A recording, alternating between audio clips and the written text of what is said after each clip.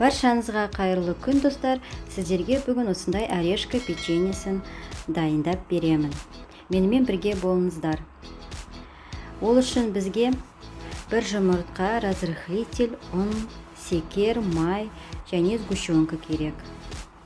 Ең алдымен майды ерітіп аламыз. Ерітіп алғаннан кейін ыдысқа құямыз майды.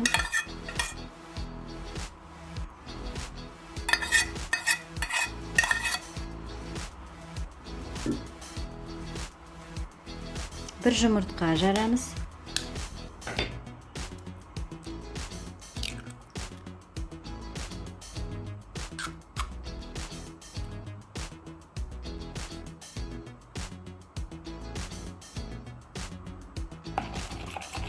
Былғаймыз.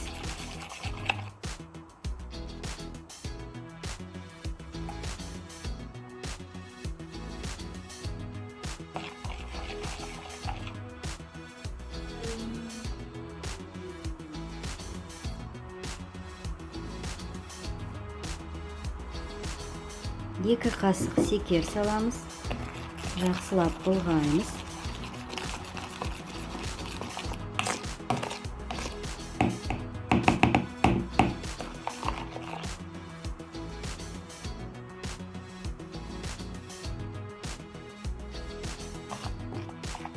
Ұнды салып, барлығын араластырамыз.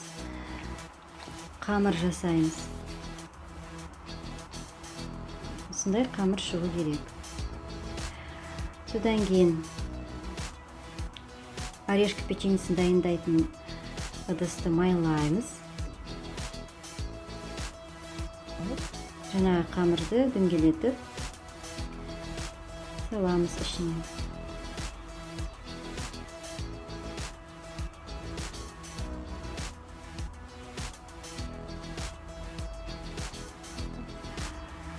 Жауып, қызып тұрған газге қойып пісіріп аламыз. Міне пісіріп алғаннан кейін осындай орешка печеньелері шығады. Сосын ішіне сгущенканы салып, екі жағынан салып, осылай жабыстырып, печенье дайындаймыз. Мында менде ақ сгущенка. Егер вареный сгущенка болса, тіпті жақсы болады. Вареный сгущенка салуға болады. Осылай барлығын дайындап шығамыз. Міне осындай орешка печеньесі дайын. Менің каналыма тіркелуді ұмытпаңыздар.